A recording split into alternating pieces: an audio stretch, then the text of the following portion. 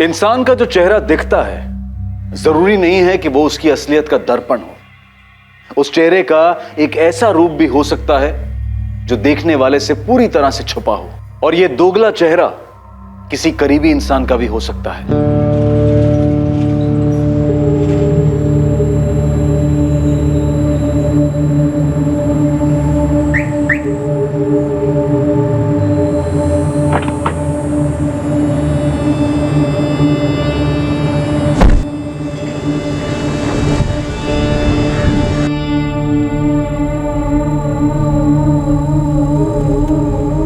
क्या विवेक शर्मा का भी कोई छुपा हुआ चेहरा था जिसे उसके अपने भी कभी देख ना पाए थे?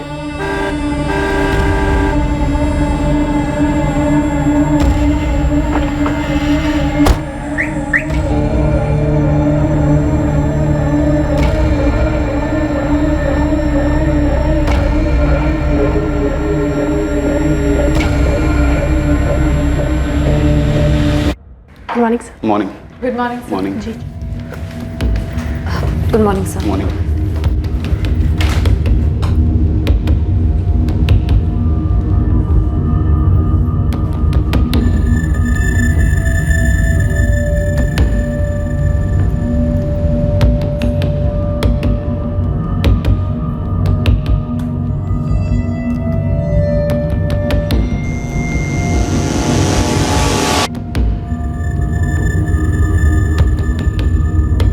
उनचास वर्षीय इंश्योरेंस कंसल्टेंट एजेंसी का मालिक विवेक शर्मा 14 जून 2017 को ऑफिस के बाद अपने घर नहीं लौटा।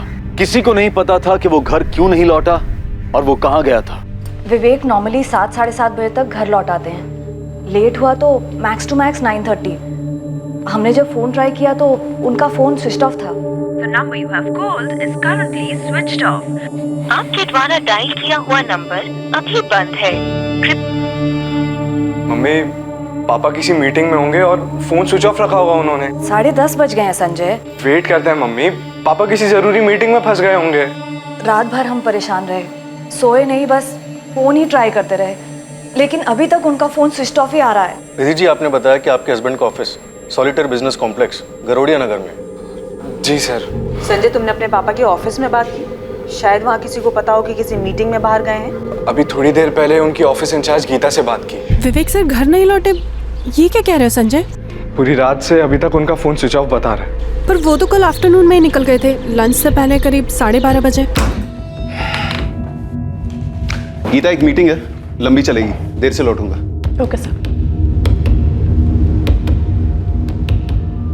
मैं 7 बजे तक वेट करती रही उनका, वो ऑफिस नहीं लौटे तो मुझे लगा डायरेक्टली घर चले गए होंगे, फिर मैंने ऑफिस क्लोज किया। ये कौन सी मीटिंग थी गीता? संजय, मुझे कुछ बताया नहीं उन्होंने मीटिंग के बारे में। किसी और स्टाफ मेंबर को कुछ पता हो? नहीं सर, गीता से बात करने के बाद हम स्ट्रेट आपके पास आए सर। संजय, इससे पहले तुम्हारे पापा कभी रात भर बाहर रहे हैं, ड्रिंक वगैरह? नहीं मैडम, लेट मीटिंग्स होती हैं, लेकिन अगर ज़्यादा लेट हो रहा होता है तो फ़ोन या मैसेज ज़रूर कर देते हैं। जी मैम, और पापा ओवरनाइट तभी जाते हैं जब उनकी मीटिंग्स आउट ऑफ भोपाल होती हैं। सर, मैंने पूरे स्टाफ से बात की है, किसी को नहीं पता विवेक सर की कौन सी मीटिंग थी। सर ऑफिस आए, उसके बाद मैं मिला था उन्हें, फिर काजल उनसे मिली। जी सर। आप लोगों में से किसी को नहीं बताया इस मीटिंग के बारे में? कुछ भी नहीं बोले? जी नहीं सर। ये मीटिंग विवेक शर्मा के काम को लेकर ही होगी ना? इन्वेस्टमेंट या इंश्योरेंस को लेकर? मतलब आप लोगों के किसी रेगुलर क्लाइंट के साथ?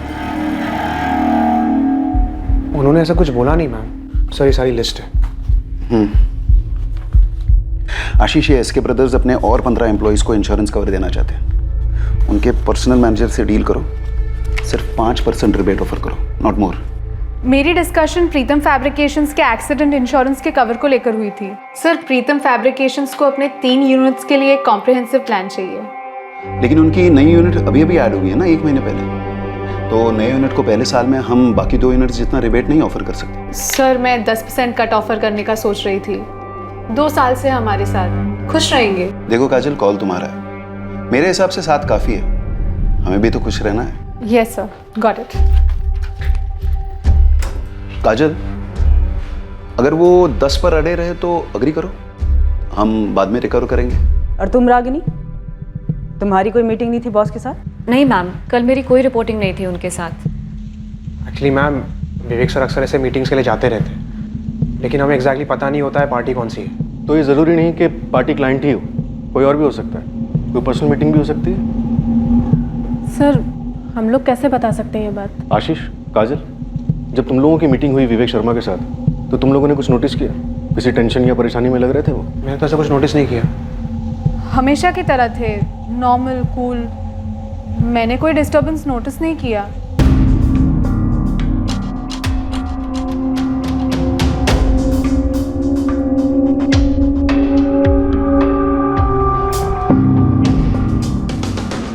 चेहरे पे टेंशन दिख तो नहीं रही?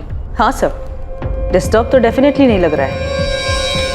12:35 पे ऑफिस से निकलता है, शायद निकलने से पहले पार्टी से कॉल आया या फिर इसने कॉल किया। हो सकता है पहले से कोई मीटिंग फिक्स हो। ऑफिस में कोई डायरी मेंटेन नहीं की गई? नहीं मैडम, अगर सर ऐसी कोई डायरी मेंटेन भी करते होंगे तो मैंने कभी नहीं देखी। आप लोगों में से किसी को आइडिया है ऐसी किसी डायरी के बारे में?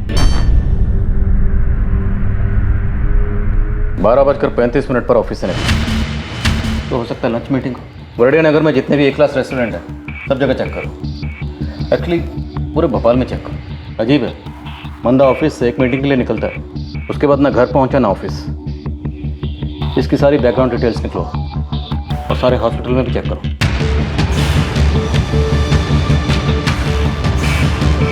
उनचास साल का आदमी है, नाम है विवेक शर्मा। फोटो भेज रही हूँ। एक्सीडेंट केस में चेक कीजिए प्लीज। हाँ, विवेक शर्मा नाम है, एज 49। अविनाश जी, मैं आदमी और कार दोनों की तस्वीरें अलग अलग भेज। ठीक है निवेदा। कार मरून सेडान है, नंबर है MPCX I407X।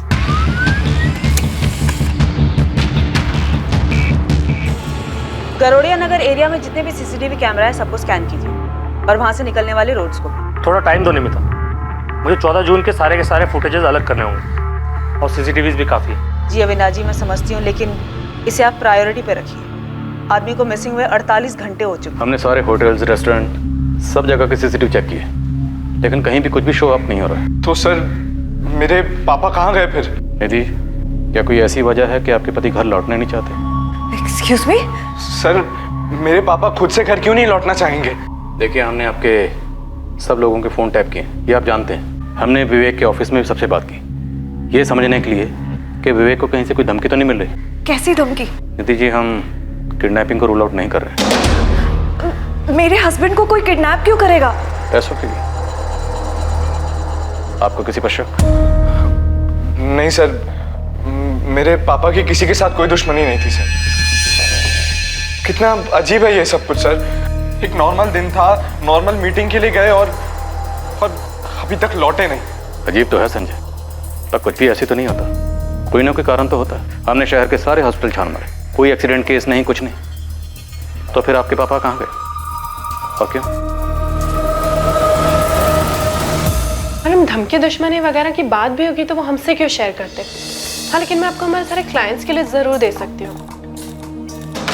ओके, तो तुमसे सीधा सीधा सवाल करूँ, विवेक शर्मा की कोई गर्लफ्रेंड थी? मैडम, ये सिर्फ एक प्रोफेशनल सेटअप है और मैं यहाँ सिर्फ काम करती हूँ। उनकी पर्सनल लाइफ के बारे में मुझे कैसे पता होगा? सबसे करीबी दोस्त तो राजीव है, राजीव दुबे। सर राजीव अंकल भी पापा को लेकर काफी परेशान है। नंबर दीजिए। मैं अपने काम से काम रखती हूँ मैडम, और यहाँ पे इतना काम होता है कि किसी की पर्सनल लाइफ की डिटेल्स रजिस्टर भी नहीं होती है।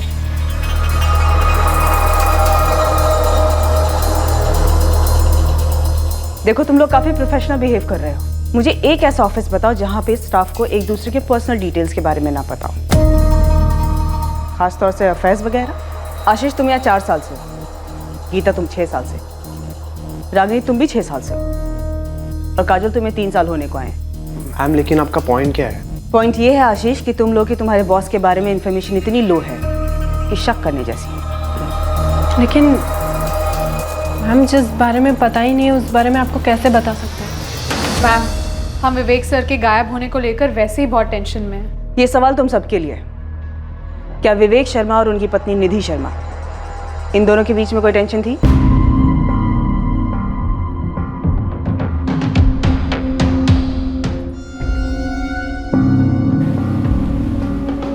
क्या ये विवेक सच में गुमशुदा?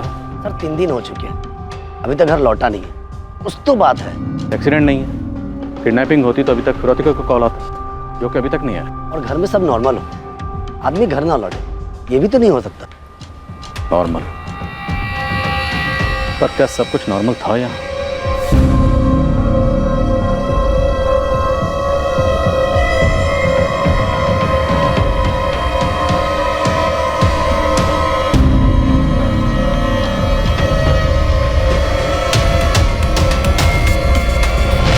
कुछ तो ऐसा हुआ था जो नॉर्मल तो नहीं था। ये क्या था, ये बहुत जल्द सामने आने जा रहा था। लेकिन ये खुलासा पर्दे के पीछे की अबनॉर्मल बात को सामने लाने की बजाय इस हादसे पर एक नया पर्दा डालने का काम करने वाला था।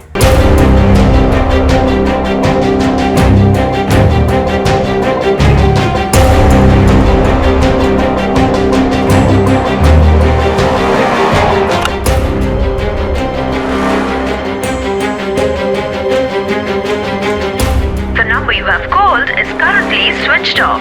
Please try again later. Thank you.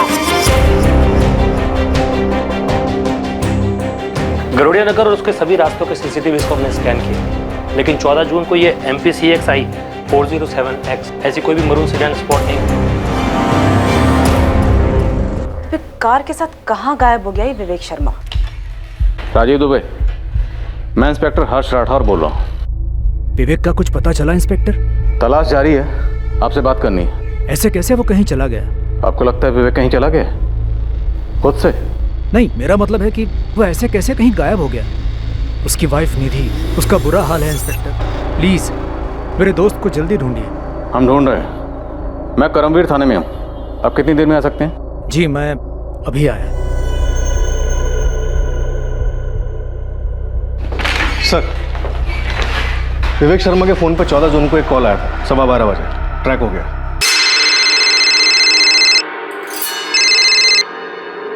हाय, क्या हाल है?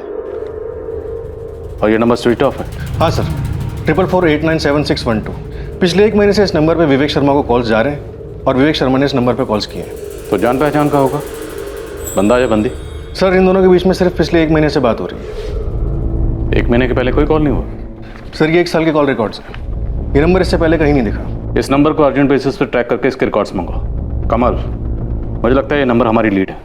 4448976112। पिछले 1 महीने से विवेक जी की काफ़ी बार बात हुई है इस नंबर पे, सिर्फ 1 महीने से।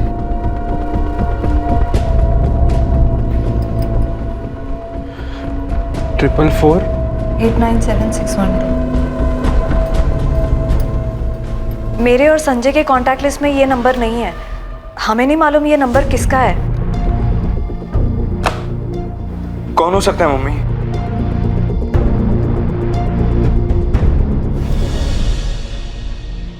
विवेक के फ़ोन लोकेशंस? डिटेल जल्दी आ जाना चाहिए सर, फ़ोन कंपनी में प्रेशर डाल रहे हैं। ये जो 12:15 बजे विवेक को कॉल आया था, ये मीटिंग के लिए रिमाइंडर था? क्लाइंट का था? सर, ट्रैफिक डिपार्टमेंट ने फुटेजेस स्कैन किए, विवेक की कार कहीं भी स्पॉट नहीं हुई है। ये कैसे मुमकिन है? बंदा मीटिंग के लिए निकलता है और गायब। पक्का कोई झूठ बोल रहा है या फिर कुछ छुपा रहा है? एक्सीडेंट नहीं, किडनैपिंग नहीं।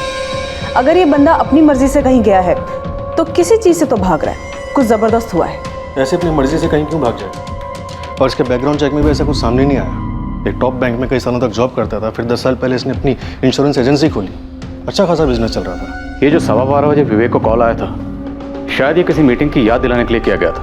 और मुझे डाउट है ये कॉल किसी काम से रिलेटेड था, क्योंकि ये नंबर किसी क्लाइंट का नहीं है। पिछले 1 महीने में कई बार बात हुई है लोगों की, जो कि क्लाइंट से तो उतनी बातें नहीं होती होंगी। तो फिर माजरा क्या है?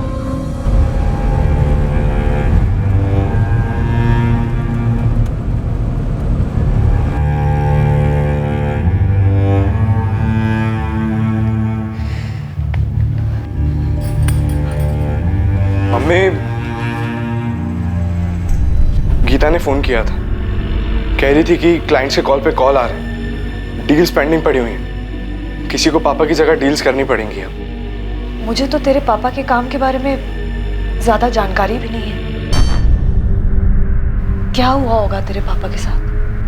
और वो नंबर जिस पे तेरे पापा की बात हो रही थी? मैंने आइडेंटिफिकेशन सॉफ्टवेयर में फीड किया है, रजिस्टर्ड नहीं है वहाँ। पुलिस वाले पता कर रहे हैं। पुलिस वाले तो ये भी बोल रहे थे कि हो सकता है तेरे पापा अपनी मर्जी से कहीं चले गए। क्या? ऐसे कैसे कुछ भी कह सकते हैं वो लोग? मम्मी, पापा हमें ऐसे कभी छोड़कर नहीं जा सकते। मेरी खुद समझ नहीं आ रहा कि मैं क्या करूं। बस आदित्य, आपकी तरह बाकी क्लाइंट्स भी हैं जो वरीड हैं, but please try to understand. आपको तो पता है ना क्या हुआ है, न्यूज़पेपर्स तो पढ़ रहे हैं ना आप। Of course I understand Gita, but the show must go on. और हमारे नए शोरूम के इंश्योरेंस रिन्यूअल कल तक हो जाना चाहिए था। गीता, मुझे भी मेरे बॉसेस को जवाब देना पड़ता है। It's my job too. Ashish, वो पूजा अपरल से आदित्य का कॉल आया था कुछ। हाँ, वो उनके शोरूम की इंश्योरेंस रिन्यू करवानी है। काजल, ये आदित्य अपैरल्स तुम्हारा ही क्लाइंट है ना? हाँ, लेकिन मैं आदित्य के कॉल्स ही नहीं ले रही हूँ यार। क्या करूँ, कुछ समझ में ही नहीं आ रहा है। इतने इंपॉर्टेंट डिसीजंस लेने हैं और विवेक सर के बिना I don't know how it's going to be possible. मैंने संजय से बात की थी, उसने बोला कि वो निधि मैम से बात करके मुझे कॉल बैक करेगा, पर अभी तक तो उसको कॉल आया नहीं। काजल, आशीष, मुझे लगता है कि हमें संजय को ऑफिस आने के लिए कहना चाहिए। उसे इन्वॉल्व करते हैं, तब तक होपफुली विवेक सर लौट आएंगे। हेलो, तुम सब मुझे क्यों घूर रहे हो? क्या कहा रागनी तुमने? कि विवेक सर होपफुली लौट आएंगे? यू मीन कि वो खुद ब खुद कहीं चले गए? काजल, मेरे माइंड में एक बात आई तो मैंने कह दी। एक्चुअली मैं इमेजिन नहीं कर पा रही हूँ कि कोई उन्हें किडनैप करेगा। क्या? किडनैप? कम ऑन आशीष, मैं बस पॉसिबिलिटीज बता रही हूँ। वो नहीं दिखाते क्या क्राइम शोज में, ये थ्योरी वो थ्योरी, बस दैट्स ऑल। तुम लोग ग्राउंड रियलिटी देखो ना। 5 दिन हुए हैं पर फिरौती का कोई कॉल नहीं। That means kidnapping ruled out. Hospital और मॉक से भी कोई न्यूज़ नहीं है, मतलब एक्सीडेंट रूल्ड आउट। खुद की कार लेकर निकले और कार की भी कोई न्यूज़ नहीं है। आई थिंक पुलिस ने उनके कॉल रिकॉर्ड्स मंगाए होंगे। ज़्यादातर क्राइम शोज में उन्हें लीड वहीं से मिलती है। CDR reports, call data record. वैसे मुझे नहीं लगता है उन्हें कुछ मिला होगा, या शायद मिला होगा पर हमें बताया नहीं गया। वैसे बता दो, हम सब पर शक होगा उन्हें। गीता, तुम पर भी। रागिनी, तुम्हें नहीं लगता तुम्हें इस सब के बारे में कुछ ज्यादा ही पता है? यार वो मैं बस क्राइम शोज कुछ ज्यादा ही देखती हूँ, इसलिए, नथिंग एल्स। ये विवेक शर्मा, ये उसकी कार। साहब, ये कार के साथ में गायब हुए, मतलब अपनी मर्जी से गए? कोई कारण सामने नहीं आ रहा। किसी से कोई दुश्मनी नहीं, कोई कर्जा नहीं। खुद बीवी ने कंप्लेंट दर्ज करवाई। उसका कहना है कि आपस में कोई अनबन भी नहीं थी। तो मतलब किसी ने कार के साथ में ही अगवा कर लिया? साहब, ये कार तो इस हालत में नहीं मिलेगी, इसका तो पोस्टमार्टम हो चुका होगा, और यह आदमी किस हालत में मिलेगा अब देखो। तो एक काम कर, गैराजेस और गाड़ियां चोरी करने वाले गैंग्स में पता कर। गोविंद, मुझे लगता है ये आदमी अपनी मर्जी से कहीं गया है।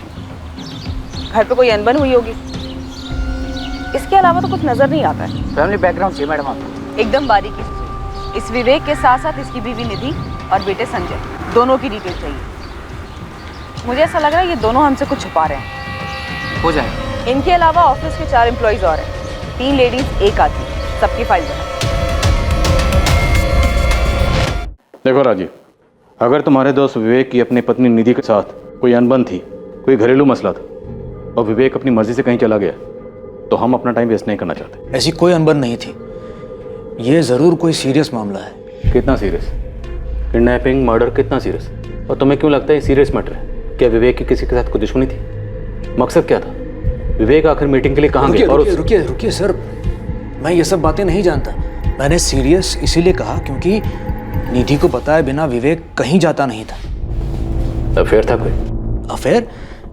नहीं सर, मैं उसका बेस्ट फ्रेंड हूँ। मैं कह रहा हूँ कोई अफेयर नहीं था। उसका बेटा संजय सेकंड ईयर B.Com में पढ़ता है, 20-21 साल का जवान है, उसके साथ कोई मसला?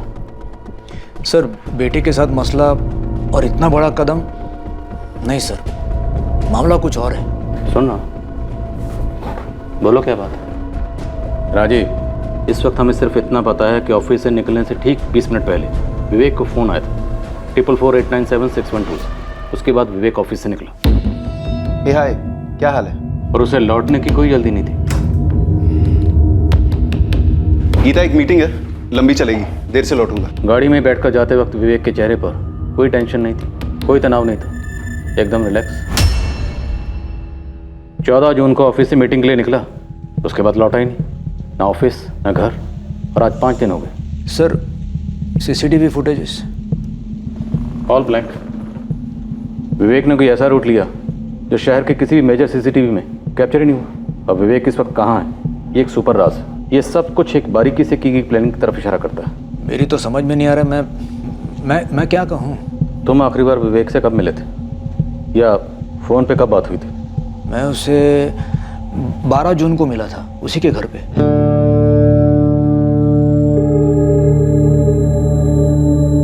राजीव, हमारा वाइल्ड गैस क्या कहता है, विवेक कहाँ गया होगा?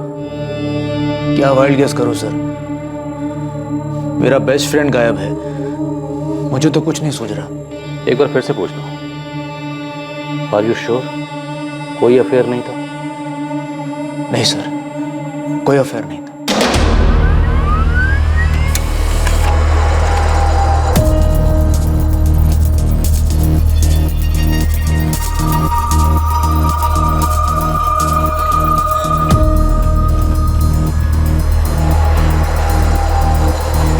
हाय, सॉरी थोड़ा लेट हो गया।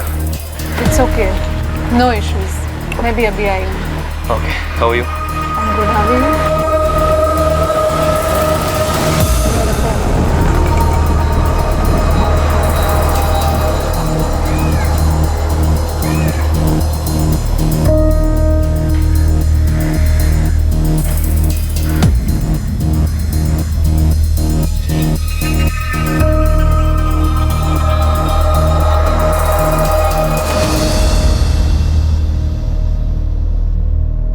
सर, विवेक शर्मा का लास्ट फोन लोकेशन उबैदुल्लागंज था। उबैदुल्लागंज? हाँ सर, विवेक के ऑफिस से ठीक 35 किलोमीटर दूर। 2:05 पर विवेक का फोन स्विच ऑफ हुआ। वो ऑफिस से 12:35 को निकला था। ज़रूरी नहीं कि विवेक उबैदुल्लागंज पहुंचा, हो सकता है सिर्फ उसका फ़ोन पहुंचा। लगता है विवेक खुद पहुंचा था सर। 12:15 बजे उसे जो कॉल आया था 444897612 से, उसका कॉलर ट्रेस हुआ, कोई मुकेश चंद है। इस मुकेश चंद ने 12:15 बजे उबैदुल्लागंज से फ़ोन किया, और इस नंबर वाले फ़ोन का लोकेशन 1:55 तक उबैदुल्लागंज में ही था। उबैदुल्लागंज में कोई विवेक का इंतज़ार कर रहा था। विवेक वहाँ पहुँचा और फिर कुछ हुआ और फ़ोन स्विच ऑफ। 12:15 बजे से जो कॉल आया तभी मीटिंग का टाइम और जगह फिक्स हुई हो।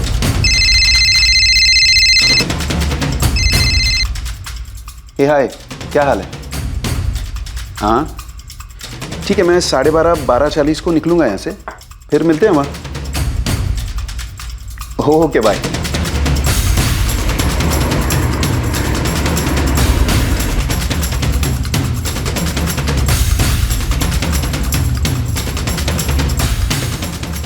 अगर विवेक के साथ किसी को कुछ करना ही था, जैसे कि मर्डर, तो उसके उबैदुल्लागंज में पहुंचते कर दिया होगा और उसके बाद फ़ोन स्विच ऑफ। मुझे लगता है उसे आगे ले गए होंगे, कुछ प्लान हुआ होगा। इस मुकेश चंद का एड्रेस हबीबगंज का है, फर्जी तो नहीं? मुकेश चंद? नहीं मैडम, हमारी क्लाइंट लिस्ट में तो कोई मुकेश चंद नहीं। वैसे मैंने कभी विवेक सर के मुँह से भी ये नाम नहीं सुना। मैं नहीं जानती किसी मुकेश चंद को। मैं भी नहीं जानता मैम। सेम। जी, हमारे सर्कल में कोई मुकेश चंद नहीं है। उसके काम के सर्कल में कोई होगा तो मुझे पता नहीं। हम लोग आपस में काम की बातें बहुत कम करते थे। पर ये है कौन? मुझे नहीं पता, और पापा के काम के बारे में हमें कहाँ कुछ पता रहता है।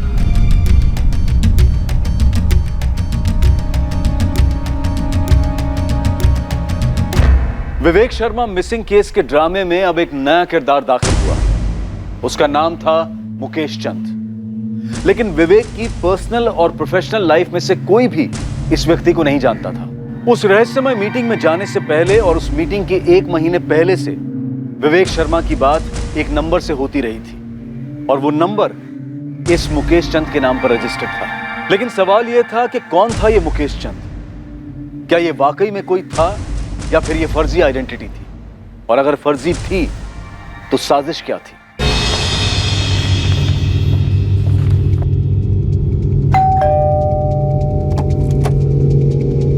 मुकेश चंद जी,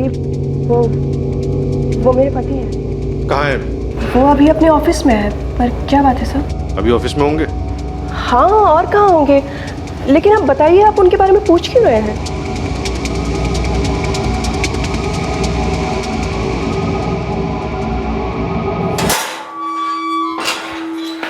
आप लोग कुछ बोल क्यों नहीं रहे हैं? मुझे इस तरह ऑफिस से उठा लेने का क्या मतलब है?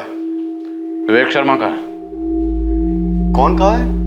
Vivek Sharma, VS insurance consultant का मालिक, 105 सॉलिटेयर बिजनेस पार्क, गरड़िया नगर, भोपाल। समझ गए या पिन कोड बताऊं? मैंने ये नाम पहली बार सुना है सर।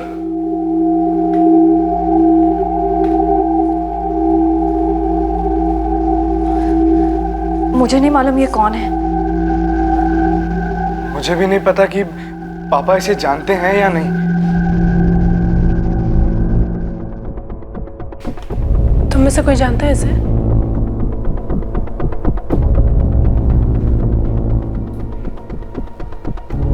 लेकिन ये नंबर मेरा नहीं है सर। कैसे नहीं? फोटो तुम्हारी है, एड्रेस तुम्हारा है और तुम्हारे पैन कार्ड की कॉपी लगी है। मुझे नहीं पता सर, पर ये नंबर मेरा नहीं है। तुम्हारे इलाके हबीबगंज में जो मोबाइल शॉप है ना, फास्ट मोबाइल शॉप, उसे हमने ढूंढ निकाला। यहाँ से 1 महीना पहले तुमने ये सिम खरीदा था।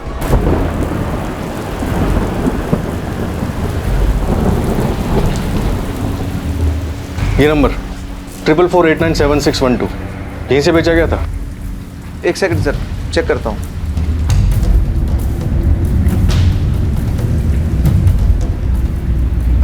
जी सर, 12 मई 2017 को यहाँ से सेल हुआ।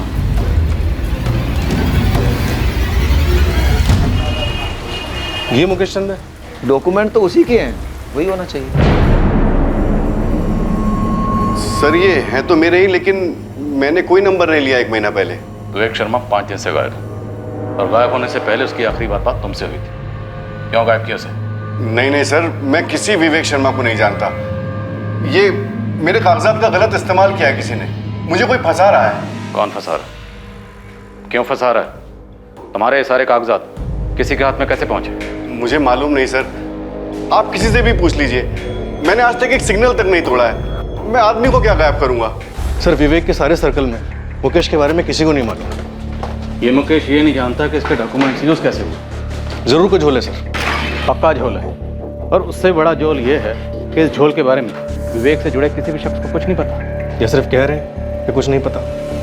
ये विवेक शर्मा के ऑफिस के सभी लोग का पीछा किया मैंने। अब ये मत कह देना गोविंद की तुझे कुछ मिला नहीं है। आपके लिए कुछ है मैडम? अब ये नहीं मालूम कि कितने काम का है, पर है। बोल जल्दी। ये जो गीता कुमारी है ना मैडम, ये मुझे कुछ टेंशन में लग रही थी।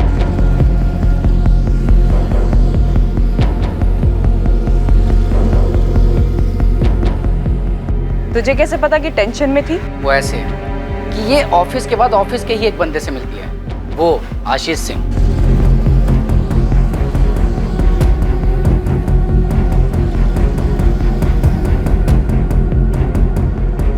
मुझे सबसे अजीब बात ये लगी मैडम कि दोनों एक ही ऑफिस में सारा दिन साथ साथ होते हैं, फिर शाम को ये बाहर क्यों मिलते हैं, वो भी चोरी छुपे। और बाकी दोनों लड़कियां? ये 2 लड़कियों में जो एक लड़की है ना काजल, ये एक आदित्य से मिली थी। कौन है आदित्य? पूजा पैरल नाम की कोई कंपनी है, विवेक शर्मा की कंपनी के कस्टमर है ये लोग। ये आदित्य वहीं काम करता है। और मैडम इन दोनों की जो मीटिंग हुई ना, बस मीटिंग लगी मुझे कुछ ऐसा खास नहीं लगा। और वो रागिनी? ये रागिनी, ये बहुत अजीब लगी मुझे। कैसे? पता नहीं क्यों मुझे ऐसा लगा कि उसे पता था कि मैं उसका पीछा कर रहा था।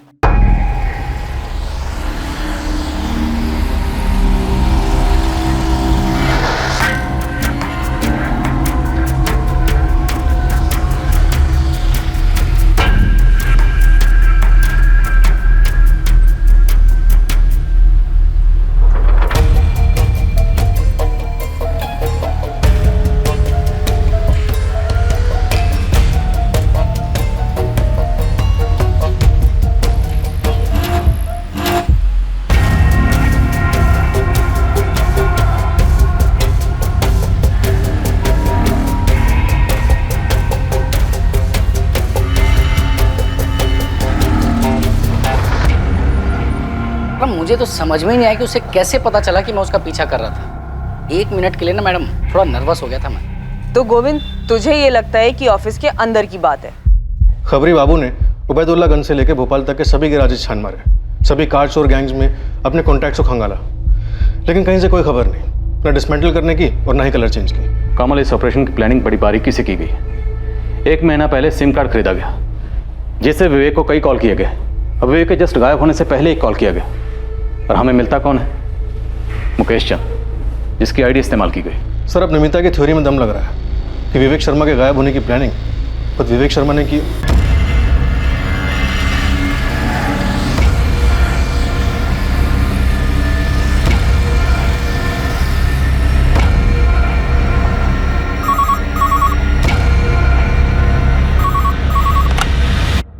Karambir police station. Inspector Rathore बोल रहा हूँ। विवेक शर्मा को ढूंढना बंद कर दो। कौन बोल रहा है? तुम्हें लगता है मैं तुम्हें बताऊंगा? अच्छा ठीक है, मत बताओ कि कौन बोल रहा है, लेकिन इतना तो बताओ कि हम विवेक शर्मा को ढूंढना क्यों बंद करें? क्योंकि वो अब नहीं मिलेगा। क्यों नहीं मिलेगा? कोई कारण तो होगा। अपना वक्त बर्बाद करते रहो और कारण ढूंढते रहो, लेकिन इतना याद रखो वो कभी नहीं मिलेगा। क्यों? मारा गया है? इंस्पेक्टर, केस क्लोज करो। ये कंप्लेंट ही तुम लोगों को गुमराह करने के लिए की गई है। हेलो,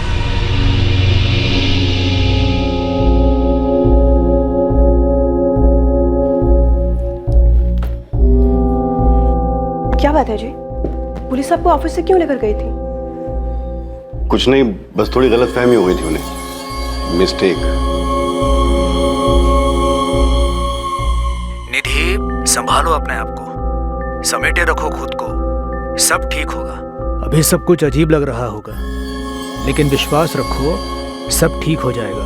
मुझे बहुत ज्यादा टेंशन हो रही है राजीव। मैं समझता हूँ निधि, लेकिन इस वक्त तुम्हें संजय के बारे में सोचना है। उस पर क्या बीत रही होगी। देखो, संजय की खातिर तुम्हें स्ट्रांग बनना ही पड़ेगा।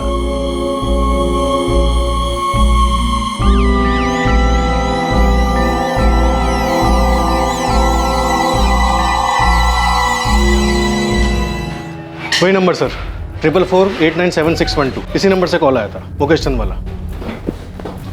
वो नंबर अभी तक एक्टिव है? इंस्ट्रूमेंट के आई में नंबर ट्रैकिंग पे डाला है सर। हमारे साथ वाकई में गेम खेला जा रहा है। और ये जो भी है, काफी ढीठ खिलाड़ी है। थोड़ा रिवाइंड मोड में जाते हैं। विवेक की पत्नी निधि ने क्या कहा था जिस दिन विवेक गायब हुआ? जब वो ऑफिस के लिए निकला, उसका मूड कैसा था? सो उसने कहा था रोज की तरह था, नॉर्मल।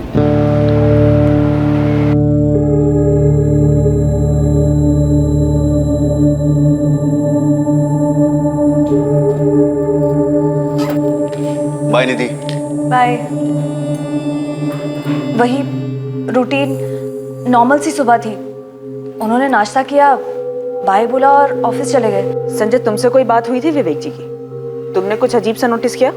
नहीं मैम, मैं तो अपने रूम में पढ़ रहा था, और वैसे भी जब पापा ऑफिस जाते हैं तो मुझे अलग से भाई नहीं कहते। कड़ियाँ जुड़ नहीं रही हैं। हमारे पास विवेक के बारे में उतनी जानकारी है जितनी हमें विवेक की पत्नी निधि ने दी या फिर उसके ऑफिस के स्टाफ ने, और मुझे लगता है ये लोग हमें पूरी जानकारी नहीं दे रहे। ये मुमकिन ही नहीं है कि 14 जून को विवेक गायब हो जाता और उसके घर में, ऑफिस में किसी को कुछ पता नहीं कि विवेक कहाँ गया, क्यों गया। कोई बैकग्राउंड तो रही होगी। कोई फाइनेंशियल मामला भी नजर नहीं आ रहा सर। विवेक के बैंक अकाउंट्स, उसके ऑफिस के बैंक अकाउंट्स, उसकी क्लाइंट लिस्ट सभी चेक किए, कहीं कोई हेराफेरी नहीं है। जिन बैंक्स में विवेक के अकाउंट्स हैं, मैंने उन सभी बैंक से कहा कि विवेक के हर ट्रांजैक्शन पर नजर रखें। विवेक को गायब हुए 14 दिन हो गए, लेकिन अभी तक किसी भी बैंक से कोई भी विड्रॉवल नहीं हुआ। और सबसे अजीब बात है वो कार, जो अभी तक ट्रेस नहीं हुई है। उबैदुल्लागंज तक गई थी, ये इन्फॉर्मेशन भी हमें उसे फोन लोकेशन से मिली है। 14 दिन। मुझे नहीं लगता कि विवेक अपनी मर्जी से कहीं गया। शायद विवेक को कहीं ले जाकर रखा गया है या फिर मार डाला गया है शायद। लेकिन क्यों और किसने? मोटिव का कोई एक सुराग तो मिले। चूंकि विवेक के गायब होने के पीछे ना कोई ठोस जानकारी मिल रही थी और ना ही उसे गायब करवाने का कोई ठोस मकसद, विवेक की पत्नी निधि भी शक के दायरे में शामिल की गई।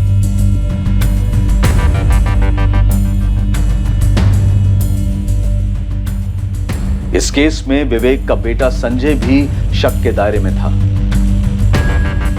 विवेक की फर्म का हर एक एम्प्लॉय स्कैनर में आ गया, यह पता लगाने के लिए कि क्या किसी को विवेक से कोई रंजिश थी, क्या उसके गायब होने का कारण ऑफिस में तो नहीं था।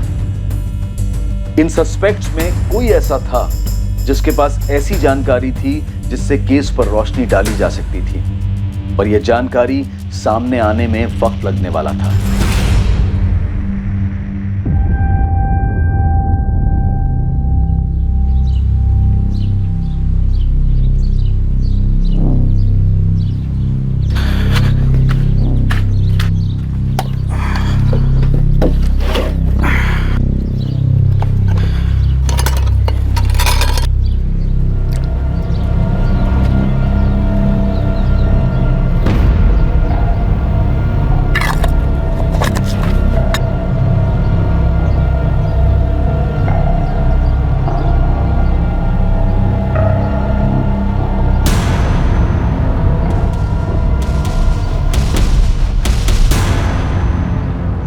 मुश्ताक भाई, मैंने ये खोदा ही नहीं, और पेड़ के बीचों बीच कैसे खोद सकता हूँ? अच्छा भाई, लग तो रहा है खोदा गया है। हाँ, अजीब है, लेकिन मैं तो 2 महीने बाद लौट रहा हूँ।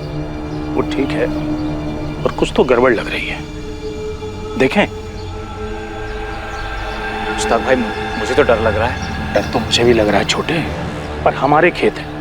अगर किसी ने कुछ उल्टा सीधा कर दिया तो इल्जाम हम पे आ सकता है, इसलिए देखना तो पड़ेगा।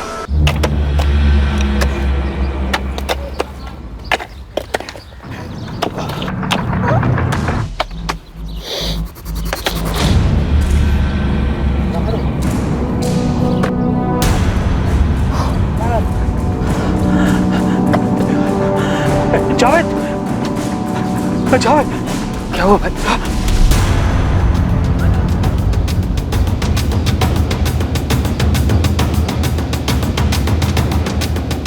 भयंकर तरीके से इसे फंसाया गया, फंसाकर इसकी मौत के मुंह तक खींच कर लाया गया। बॉडी मिली होशंगाबाद में और फोन स्विच ऑफ हुआ उबैदुल्लागंज में। जो हुआ है बड़ी बारीकी से की गई प्लानिंग के तहत। एक से ज्यादा खिलाड़ी रहे, और इस हत्या का कारण अतीत में विवेक शर्मा के अतीत।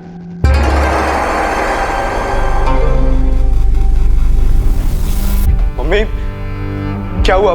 पुलिस स्टेशन से फोन था, क्या कहा उन्होंने? मम्मी कुछ बोलिए ना। मम्मी क्या हुआ? आप बोलिए ना, बताइए। उन्होंने बोला कि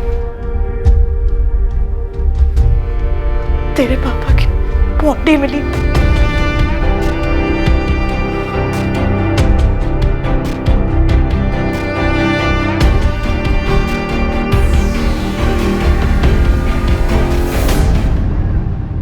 क्या हुआ गीता, क्या न्यूज़ है?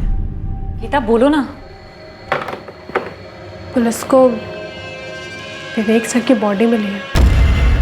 कहाँ से मिली? होशंगाबाद।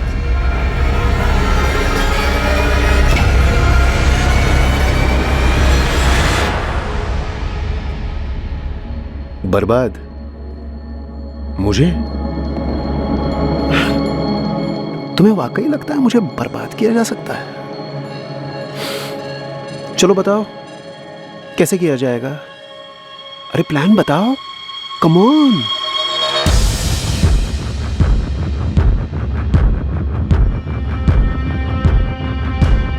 कितनी अजीब बात है। मैंने सोचा ही नहीं था कि कोई उसकी बॉडी खोद निकालेगा। मुझे तो लगा था कि पुलिस ने इन्वेस्टिगेशन क्लोज कर दी और अब ये सब बातें सामने आ रही हैं। मतलब और अब हो गया तो हमें संभल कर चलना होगा। सुनो, किसी सूरत में कार मिलनी नहीं चाहिए, समझे? ठीक है।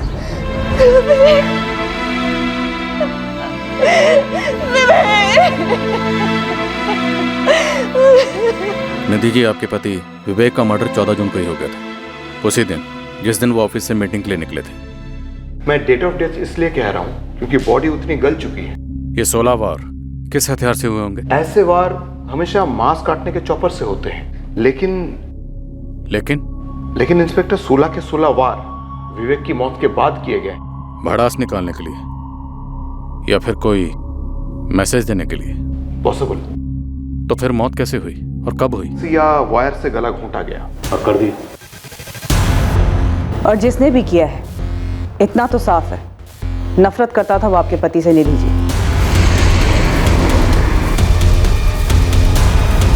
वरना मारने के बाद भी इतने वार क्यों?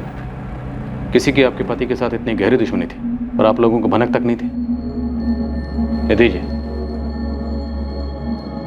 राजीव जी, क्या कुछ ऐसा है जो आप लोग हमें बताना भूल गए या फिर जानबूझकर नहीं बताया? अगर कुछ भी ऐसा है तो अभी वक्त है, बता दें।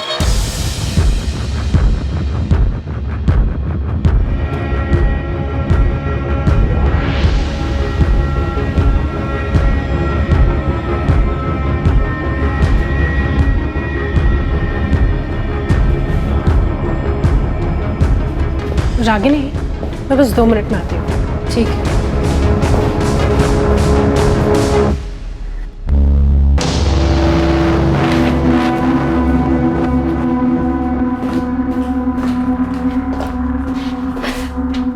एक बात बोलूं? क्या? ये आशीष और गीता। आशीष और गीता क्या? मुझे लगता है विवेक सर को इन दोनों ने मार डाला है। What? हाँ, मुझे ऐसा लग रहा है।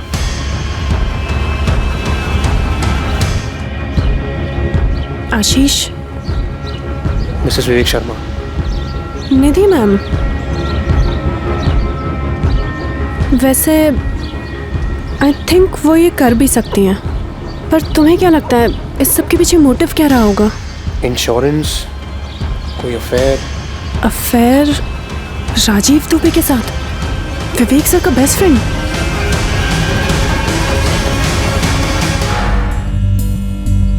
साहब, हम 2 महीने बाद अपने खेत पे आए तो देखते हैं कि मेड़ पे एक टीला बना हुआ है, जिसे देखकर हम दोनों के पसीने छूट पड़े।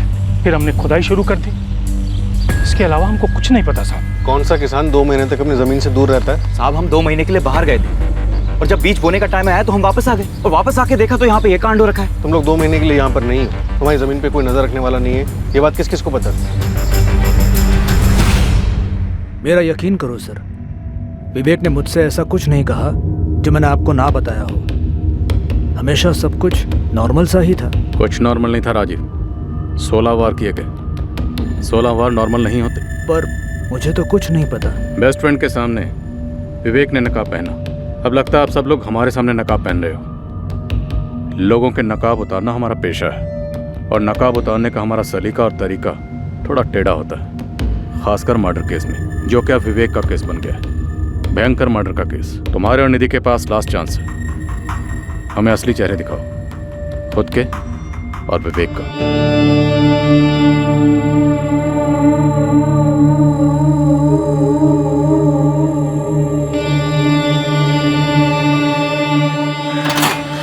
पुलिस ने मुझे पूछताछ के लिए बुलाया है। बुलाया तो मुझे भी है, and I am sure Ragini और काजल को भी बुलाया होगा। मतलब हम चारों से अलग अलग बात कर रहे हैं? हाँ, तो करने दो। हम जो जानते हैं, जो अभी तक कहते आए हैं, आगे भी वही कहेंगे। सर, वो 2 किसान भाई मुश्ताक और जावेद, दोनों का कहना है कि उन्हें कोई अंदाजा नहीं है कि उनकी जमीन का इस्तेमाल किसने किया विवेक को दफनाने के लिए।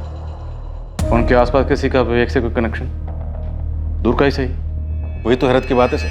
पूरे गांव में क्वेश्चनिंग थी, लेकिन किसी ने विवेक का नाम तक नहीं सुना और किसी का इंश्योरेंस या इन्वेस्टमेंट से कोई लेना देना। 99.99% ये इनसाइड जॉब। ये मर्डर किसी अंदर वाले ने किया। अब ये अंदर वाला या तो घर में से कोई है या ऑफिस। उंगलियां अब हर किसी पर और कई दिशाओं में उठने जा रही थीं। ऐसा लग रहा था कि विवेक के कत्ल के पीछे कई लोग हो सकते हैं, पर क्यों थे? इस सवाल का जवाब एक रहस्यमय धुंध में लिपटा था। गीता और आशीष? मेरा शक पक्का है मैम। पर क्यों? बॉडी लैंग्वेज स्टडी कीजिए दोनों की। ठीक उन लोगों की तरह है जो लोग कुछ छिपा रहे होते हैं पर सब सही होने का नकाब पहनते हैं। रागिनी, उस दिन 14 जून की दोपहर जिस मीटिंग के लिए विवेक शर्मा निकला, जिस नंबर से उसे कॉल आया 4448976112, वो सब गीता और आशीष का किया करा है। Exactly ma'am. मुझे ऐसा लगता है कि ये सब उन दोनों की जोड़ तोड़ थी। निधि शर्मा, निधि विवेक शर्मा, और किस बेसिस पे इल्जाम लगा रहे हो तुम दोनों? सर, अभी तो सिर्फ शक है, कोई सबूत नहीं है हमारे पास। हाँ, तुम्हारे शक का बेसिस क्या है? जैसे जैसे विवेक सर का लौटना डिले होता गया, हमारा शक बढ़ता गया सर। उन दोनों के बीच में कोई अनबन थी जो तुम लोगों ने पहले रिपोर्ट नहीं की? नहीं सर, शक तभी हुआ जब विवेक सर के मिसिंग होने के बाद क्लाइंट्स के कॉल पर कॉल आने लगे। सबको अपनी डील क्लोज करनी थी और काम आगे बढ़ाना था। अब चूंकि विवेक सर नहीं थे फैसले लेने के लिए, तो मैंने उनके बेटे संजय को कॉल किया। गीता ने फ़ोन किया था, कह रही थी कि क्लाइंट से कॉल पे कॉल आ रहे हैं, किसी को पापा की जगह डील्स करनी पड़ेंगी। और फिर कुछ दिन बाद मुझे निधि मैम का कॉल आया। गीता, ध्यान रहे, हाथ से एक भी क्लाइंट जाना नहीं चाहिए और ना ही कोई क्लाइंट डिस्टर्ब हो। जी मैम, आई अंडरस्टैंड, बट उसके लिए सिग्नेचर्स लगेंगे, अप्रूवल्स लगेंगे। कंपनी में मेरा भी नाम है ना एज अ पार्टनर। जी मैडम। तो मैं साइन करूंगी, मैं अप्रूवल्स दूंगी। तुम अपना काम एज यूजुअल कंटिन्यू करो। उनकी आवाज़ इतनी नॉर्मल, इतनी रोज़मर्रा वाली थी, मानो प्रिपेयर थे इस सिचुएशन के लिए। इनफैक्ट शायद वेट कर रही थी। सर, जब गीता ने मुझे बताया तब मुझे थोड़ा शक हुआ कि शायद एजेंसी हत्या ने निधि मैम ने खुद कुछ कर दिया हो। और जब 3 दिन तक विवेक सर लौटे नहीं, तो मुझे फीलिंग आने लगी कि शायद अब वो नहीं रहे। और ये जो फीलिंग है तुम्हारी, ये तुम लोगों ने अपने तक रखी, हमें बताना जरूरी नहीं समझा? सर ऐसे कैसे कुछ कह सकते थे, कोई सबूत नहीं था हमारे पास। मुझे भी एक फीलिंग हो रही है और सबूत भी है कि विवेक के मर्डर के पीछे तुम दोनों का हाथ है। सर क्या बात कर रहे हैं आप? किसने कान भरे सर आपके? सर लेकिन ये सब करके फायदा क्या होगा हमारा? सर बताइए ना सर, कौन हमारे पीछे आपको ये सब बता रहा है? भाई, जो जानता है कि इस कत्ल के पीछे तुम दोनों हो। सर, हर कत्ल के पीछे एक मोटिव होता है, हमारा जीरो मोटिव है। हमारा विवेक सर के साथ कनेक्शन भी अच्छा था, और भले ही कुछ भी हो जाए, हम तो एम्प्लॉयज ही रहते हैं ना सर। निधि मैम की तरह एजेंसी के मालिक थोड़ी बन जाते हैं। तुम दोनों, रिश्ता है तुम दोनों के पीछे? हाँ सर, पर इसका मर्डर से कोई कनेक्शन नहीं है। हमारी विवेक सर से कोई शिकायत नहीं थी, वो एक अच्छे एम्प्लॉयर थे और हम अच्छे एम्प्लॉयज, सिर्फ एम्प्लॉयज। रागनी क्यों काजल? सर मुझे नहीं पता, बस क्या काजल? काजल, तुम्हारे बॉस विवेक शर्मा का मर्डर हुआ, भयंकर मर्डर। अब तुम रागनी का नाम ले रही हो तो कोई कारण तो होगा। कारण तो है, लेकिन क्या है मैं बता नहीं पा रही हूँ। जो भी है बोलो। सर वो क्या?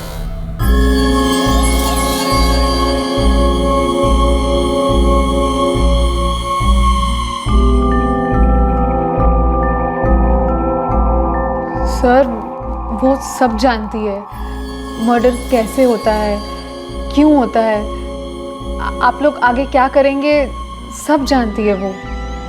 कैसे?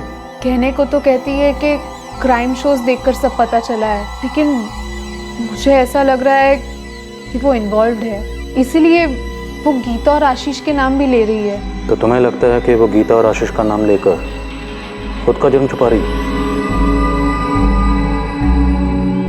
बॉडी लैंग्वेज ठीक उन लोगों की तरह है जो लोग कुछ छुपा रहे होते हैं पर सब सही होने का नकाब पहनते हैं। सबके सब गेम खेल रहे हैं। रागनी कह रही है गीता आशीष, गीता आशीष कह रहे हैं वाइफ निधि शर्मा, और काजल कह रही है कि रागनी मास्टरमाइंड है। सर वो बच्चों की बर्थडे पार्टी में गेम्स नहीं होते, वो पासिंग पार्सल, म्यूजिकल चेयर्स, ये सब के सब ऐसे ही ड्रामा कर रहे हैं। सबके सब एक दूसरे को संदिग्ध बना रहे हैं, पर किसी का भी क्लियर मोटिव समझ में नहीं आ रहा है। जैसे ही विवेक की बॉडी मिली, मिसिंग से केस मर्डर का बना, सबके इक्वेशन बदल गए। सब ऑर्केस्ट्रा में होता है ना, कंडक्टर का इशारा होते ही पहला इंस्ट्रूमेंट बजाता है, फिर दूसरा, तीसरा, फिर सब मिलके। पर निमिता, सवाल ये है कि ऑर्केस्ट्रा कंडक्ट कौन कर रहा है?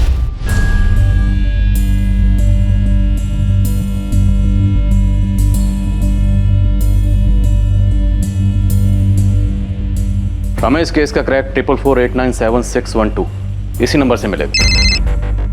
हाय, क्या हाल है? एक मंच तैयार किया गया, 1 महीने के टाइम में एक ऐसी पटकथा लिखी गई जिसमें विवेक शर्मा को फंसाया गया। और सवाल यह है कि विवेक शर्मा फंसा गया, उसकी ऐसी क्या मजबूरी थी या फिर ऐसी क्या कमजोरी थी जिसके बारे में हमें किसी ने कोई हिंट नहीं दिया। और अब देखिए सर, विवेक शर्मा का सारा स्टाफ एक दूसरे पर शक को पास कर रहा है, मानो कोई फुटबॉल का गेम चल रहा हो। मुझे लगता है नया पास जल्दी आने वाला है। अरे राशिद, लाइफ मजे लेकर जीने के लिए यार, वरना इंसान के जीने का क्या मतलब है बता? इंसान है ना, सिर्फ परफेक्ट होने का सपना देख सकता है, लेकिन वो कभी परफेक्ट नहीं होता। वो सही और गलत दोनों करता है, सही का पलड़ा भारी रहे, जैसे मेरा है दोस्त। इस तरह बातों से जस्टिफाई करने से जो गलत किया है वो सही नहीं बन जाता। तू जानता है तूने कुछ तो गलत किया है। गलत वो होता है जो किसी को हर्ट करे, अगर किसी को कुछ पता ही नहीं तो हर्ट होने का सवाल ही कहाँ उठता है। एक चीज होती है भाई, भरोसा, विश्वास, जो तुझ पर एक नहीं दो लोग करते हैं, निधि और संजय। और मैं तुझ पे भरोसा करता हूँ, इसलिए तुझे सब कुछ खुल के बताता हूँ। असली फ्रेंड मानता हूँ तुझे। मैं तेरी भाषा में बोलता हूँ, भरोसे का इन्वेस्टमेंट प्लान एक बार फेल हो गया ना, तो दुनिया की कोई भी इंश्योरेंस उसे कवर नहीं कर सकती। ये पकड़े जाने का रिस्क मत ले यार, सेफ खेल। पकड़े जाने का रिस्क लिया तो उस रिस्क का डैमेज क्या होगा, कितना होगा, ये तेरी असेसमेंट के बाहर है विवेक। तू क्या, ये अंदाजा कोई नहीं लगा सकता।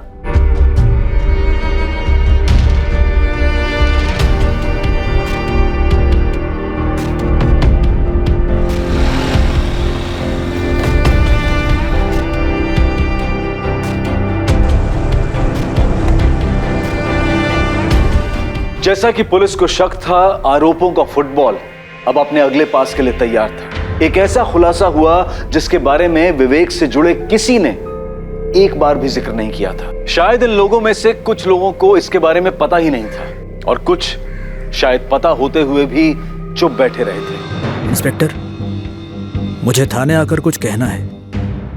विवेक की एक सीक्रेट थी। वो तो होना ही था। मैं बस इंतजार कर रहा था कि कब कोई सामने आकर इसका खुलासा करेगा। सर, जब वो गायब हुआ तब मुझे ऐसा नहीं लगा था कि उसकी सीक्रेट का उसके गायब होने के साथ कोई कनेक्शन होगा। अब ये केस विवेक के गायब होने का नहीं है, विवेक के मर्डर का है। विवेक अब लौटने वाला नहीं। अब तुम जो भी बोलोगे वो विवेक को दर्द नहीं देगा, बल्कि उसे इंसाफ देगा।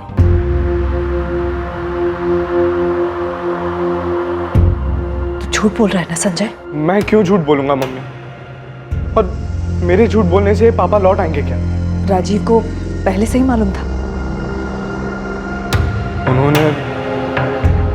उन्होंने 14 जून को ही मुझे सब बताया था, जब पापा घर नहीं लौटे थे। संजय, पापा के साथ जो कुछ भी हुआ उसमें तूने तो कुछ नहीं किया ना? नहीं मम्मी, मैंने कुछ नहीं किया है। विवेक का एक छुपा हुआ पहलू था। इंतजार कर रहा हूँ इस खुलासे का। उसका ये सीक्रेट कोई नहीं जानता था। आप जानते थे, लेकिन आप बोल रहे हैं। उसकी एक बहुत बड़ी कमजोरी थी, औरतें। हमारी सबसे पहली थ्योरी यही थी। कोई एक्सीडेंट नहीं, कोई फिरौती नहीं, कोई डिप्रेशन नहीं। बंदा ऑफिस से मीटिंग के लिए निकलता है और गायब। मामला अफेयर का होना ही था। कौन थी वो औरत? सर, मैंने कहा उसकी कमजोरी थी औरतें, एक से ज्यादा। सर, कितनी थी मुझे नहीं मालूम। सबके बारे में नहीं मालूम होगा, लेकिन कुछ के बारे में तो मालूम होगा। बताया होगा विवेक ने डिटेल में। क्लोज फ्रेंड था? नहीं सर, उसने किसी के नाम नहीं बताए, कोई डिटेल्स नहीं दी। लेकिन सर, वो हर वक्त किसी न किसी के साथ इन्वॉल्व रहता था।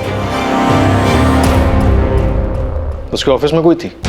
ये तीनों लड़कियां, गीता, रागनी और काजल, इनमें से किसी के साथ विवेक शर्मा का चक्कर रहा होगा। तो इनमें से किसी ने किया है? इनमें से किसी ने, या इनमें से किसी की वजह से किसी ने। गोविंद, तो किस तरफ इशारा कर रहा है? संजय, विवेक का बेटा। उसके सर्कल से मैंने पता किया है, काफी हद तक परेशान और दुखी रहा है वो काफी अरसे से। मुझे तो लगता है कि उसे अपने बाप के अफेयर का पता चला होगा।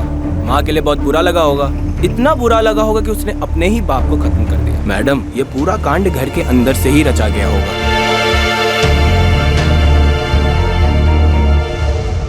राजीव दुबे, पता मुझे क्या लगता है? तुम ये सब कुछ जो कह रहे हो कि विवेक वुमेनाइजर था, दरअसल ये तुम्हारी गुगली है हमें गुमराह करने के लिए। नहीं सर, मैं सच कह रहा हूँ। तुम्हारी गुगली नो बॉल। सच ये है कि विवेक के मर्डर में तुम भी शामिल हो। नहीं सर, बिल्कुल नहीं। सर, विवेक मेरा दोस्त था। इसी दोस्ती की वजह से मैंने निधि को कुछ नहीं बताया। सर, उसे बहुत गहरा जख्म होता। 16 वार विवेक की बॉडी पर 16 गहरे वार किए गए थे।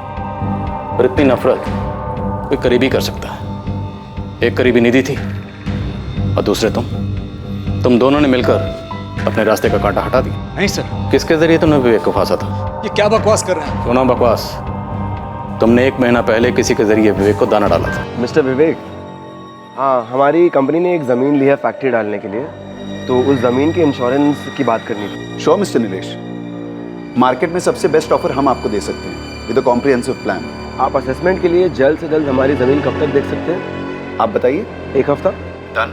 आप डेट फिक्स कीजिए, मैं रेडी रहूँगा। जिसको तूने ये काम सौंपा था वही विवेक को उसकी मौत के मुंह तक लेकर गया। मिस्टर विवेक जी, मैं आपका इंतजार करता हूँ। क्या आप आ सकते हैं अभी? हाँ, मैं 10-15 मिनट में निकलूंगा। मिलते हैं वहाँ।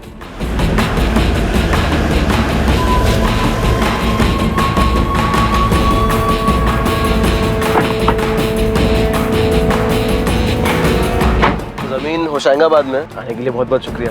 अरे नो प्रॉब्लम। ऐसा ही हुआ था ना। अब ये बताओ, ये काम तुमने अकेले ने किया या ये कोई जॉइंट वेंचर था तुम्हारे और निधि शर्मा के बीच? राजीव दुबे, हम इंतजार कर रहे हैं, बोलो। मैंने समझाया था उसे, ये औरतों वाला मामला एक दिन बुरी तरह फंसा देगा। गले में फांसी का फंदा बना जो तूने और निधि शर्मा ने मिलकर उसके गले में डाला था। नहीं सर, बल्कि मैंने तो उसे समझाया था, मैंने उसे नहीं मारा सर। और मुझे पूरा विश्वास है निधि भी ऐसा कुछ नहीं कर सकती सर। क्यों नहीं कर सकती? उसका पति जमाने भर की औरतों के साथ रिश्ते बना रहा था। क्योंकि उसे तो कुछ पता ही नहीं था, और विवेक खुद मुझे ये सब नहीं बताता तो नकाब के पीछे का उसका असली चेहरा आज तक कोई नहीं देख पाता। विवेक को क्यों फंसाया गया, कैसे उसे अपनी मौत की तरफ ले जाया गया, और इस कत्ल का मोटिव अब धीरे धीरे उभरने लगा। ये मोटिव, ये मकसद था विवेक की व्यभिचारी फितरत।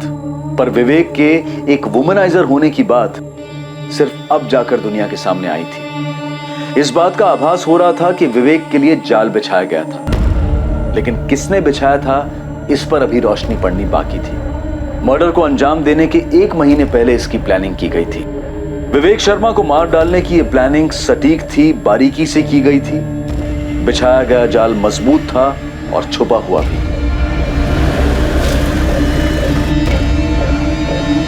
ये गर्लफ्रेंड्स वगैरह के बारे में मुझे तब पता चला जब राजीव अंकल ने मुझे सब बताया। क्या तुम्हें पता था कि तुम्हारी मम्मी और राजीव तुम्हारे पापा को मारने वाले थे? मम्मी को तो पापा के बारे में आज सुबह से पहले पता भी नहीं था। मुझे यकीन नहीं होता। मुझे भी राजीव अंकल की बात पे यकीन नहीं होता सर। मुझे भी यकीन नहीं होता कि मेरे पापा अब नहीं रहे। मुझे नहीं लगता कि कोई ऐसा था जो मेरे पापा का मर्डर करना चाहता था। मुझे नहीं लगता कि मेरे पापा किसी का बुरा करते, जानबूझ के किसी को हर्ट करते सर। और अगर किया भी था तो क्या मेरे पापा को मारना जरूरी था सर? किसने किया सर? मुझे जानना है कि मेरे पापा के साथ ऐसा किसने किया। कौन थी वो लड़की? क्या नाम है उसका? कोई एक लड़की नहीं थी, मेरा शक है ऑफिस में से कोई है। गीता, रागिनी, काजल, या उससे पहले भी कोई और? मुझे पता होता तो मैं बताता ना। राजीव, तुम्हें पहले से पता था कि उसका अफेयर चल रहा है, लेकिन तुमने मुझे नहीं बताया। मैं कैसे बताता? मुझ पे भरोसा करके उसने मुझे बताया।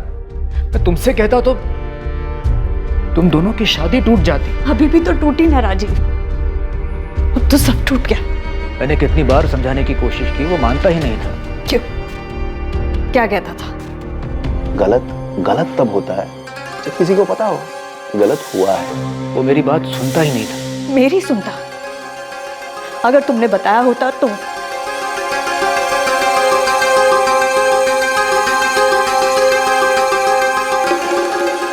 वो उन लड़कियों के साथ सिर्फ सोता था कि किसी से प्यार भी करता था?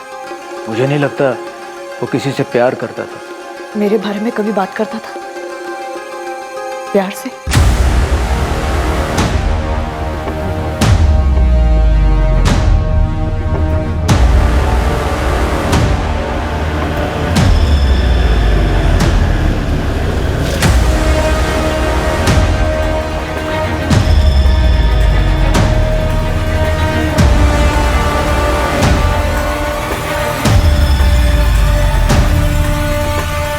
गाड़ी मिल गई है सर, विवेक शर्मा की, MPCX I407X। हबीबगंज में मिली? हाँ सर, कई दिनों से रोड साइड पार्क थी।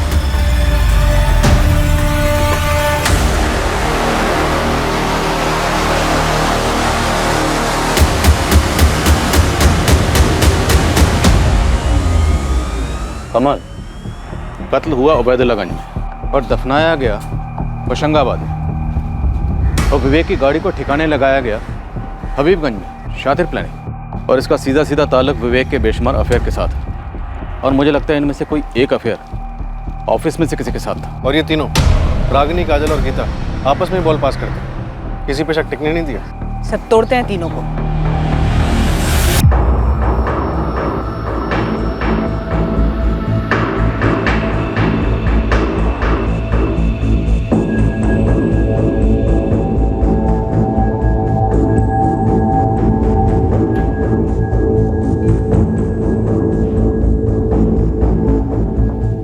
यार कार तो एक ना एक दिन सामने आनी थी ना, हमारी बात हुई थी इस बारे में। एक पूरी की पूरी गाड़ी को तुम ऐसे ही गायब नहीं कर सकते हो, ठीक है? लेकिन लाश मिलने की बात नहीं हुई थी, समझा करो यार, सब बिखर रहा है। देखो इस बारे में भी हमारी बात हो चुकी थी, मैंने पहले ही काफी बार कहा था कि ये सारी की सारी बातें एक न एक दिन सामने जरूर आएंगी। खैर अब सब इस पर निर्भर करता है कि वो कब तक पुलिस को घुमाती है, बस बिखरनी नहीं चाहिए।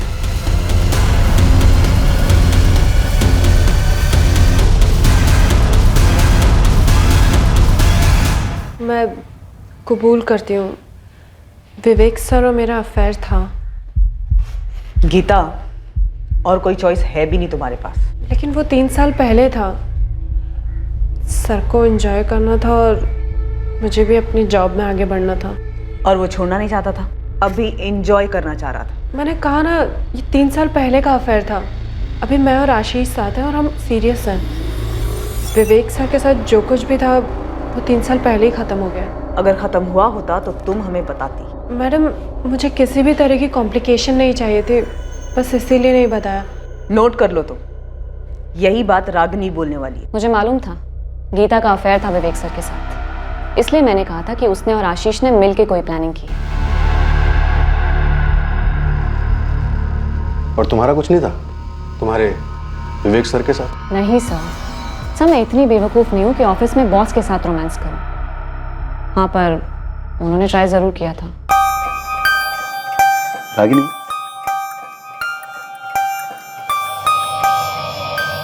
तुम्हें मेरे साथ क्लाइंट मीटिंग के लिए चलना चाहिए। काम फास्टर सीखोगी, ऑफिस के लिए और हमारे फ्यूचर के लिए अच्छा रहेगा। सर, जब मैं फील करूँगी कि मैं रेडी हूँ क्लाइंट मीटिंग्स के लिए, तब मैं ज़रूर चलूँगी। एक क्लाइंट के साथ लंच मीटिंग है आज। Thank you sir, but no sir, मैं इस वक्त कंफर्टेबल फील नहीं कर रही हूँ, प्लीज़। गीता या काजल ने मुझसे डायरेक्टली कभी कुछ नहीं बोला, लेकिन मुझे पता था होटल में लंच मीटिंग का क्या मतलब होता है। वैसे काफ़ी स्मार्ट हूँ मैं सर। उतनी भी नहीं, क्योंकि तुम्हें लगा तुम्हारा प्लान कभी पकड़ा ही नहीं जाएगा। मालूम है मुझे, आप मुझे प्रेशराइज करके मुझसे कुछ निकलवाने के चक्कर में हैं। आप पुलिस वालों की स्टैंडर्ड प्रैक्टिस है ये, आई नो। लेकिन सर, इस वक्त आप मेरे साथ डेड एंड पर हो, मुझसे कुछ नहीं मिलेगा। फिर किससे मिलेगा? गीता या काजल? मुकेश चंद, याद है आपको? उसने कौन सा नंबर यूज किया था? वो है कातिल? सर, मैंने अपनी खुद की इन्वेस्टिगेशन की है और मेरी रीडिंग के हिसाब से मुकेश चंद के डिटेल्स यूज हुए हैं। फर्जी सिम बनाया गया है। वो तो सिर्फ बलि का बकरा था। सॉरी, मैंने तुम्हें अंडर एस्टिमेट किया। तुम काफी स्मार्ट हो। फिर तुम्हारी इन्वेस्टिगेशन से ये तो जरूर पता चला होगा कि वो फर्जी सिम कार्ड किसने बनाया था। मेरी झूठी तारीफ झूठी आवाज में कर रहे हो सर। रागिनी, उस आदमी का नाम दो। दे तो दूंगी, पर आप यकीन नहीं कर पाओगे। लेकिन करना ना करना वो हम पे छोड़ दो, तुम बस नाम दो। सर, आप ये क्या कह रहे, मेरी कुछ समझ में नहीं आ रहा है। विवेक ने क्या तोड़ा? दिल, वादा या भरोसा? क्या गलत किया था विवेक ने तुम्हारे साथ? ये कैसा सवाल है सर? मैं उनकी एम्प्लॉय थी, वो मेरे बॉस थे और मैं बहुत मेहनत करती थी सर, बस इतना ही है। तो फिर किसके साथ गलत किया ऑफिस में? अफेयर करके किसे छोड़ दिया? सर, मुझे कैसे पता होगा?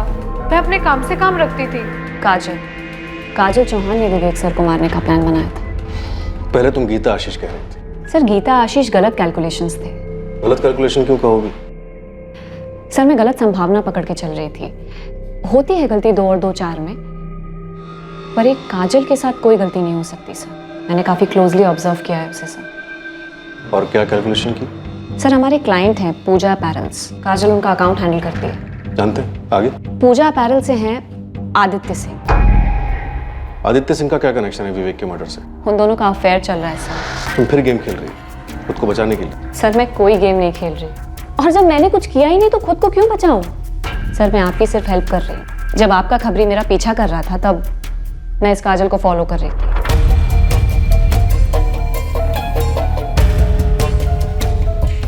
वो ऑफिस मीटिंग्स के अलावा बाहर मिलते हैं। विवेक सर के गायब होने के बाद रोज मिल रहे थे और दोनों काफी नर्वस लग रहे थे। इस काजल का बड़ा भोला भाला चेहरा है सर, लेकिन आप उसके चेहरे पर मत जाइए, वो सिर्फ एक नकाब है।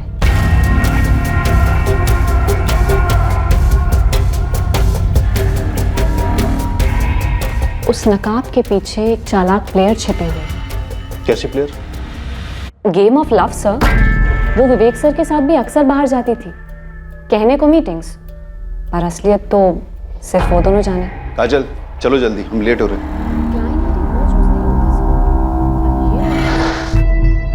और वो मुकेश चंद वाली बात? वो बस मेरा डिडक्शन था। पहले मुकेश चंद के नाम पे फर्जी सिम, फिर विवेक सर को फंसाया जाता है, फिर मारा जाता है, फिर दफनाया जाता है, और फिर उनकी कार को किसी रोड पे पार्क कर दिया जाता है। पर आप लोगों को पता लगाने में इतना समय लगा। सर इंग्लिश में इसे इंट्रैपमेंट कहते हैं। काफी जानकारी रखती हो तुम परफेक्ट क्राइम के बारे में। बचपन से सर मैं फैन रही हूँ क्राइम शोज की और क्राइम नॉवेल्स की। पिछले 8 साल से क्राइम पेट्रोल देख रही हूँ और हर बार एक ही बात सामने आई है, जिस पर पुलिस का कम से कम शक होता है ना सर, वही होता है किलर।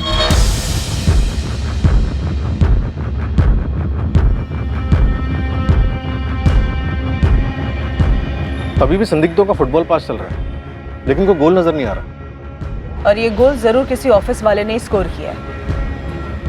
रागिनी ने मुकेश चंद का नाम लिया था।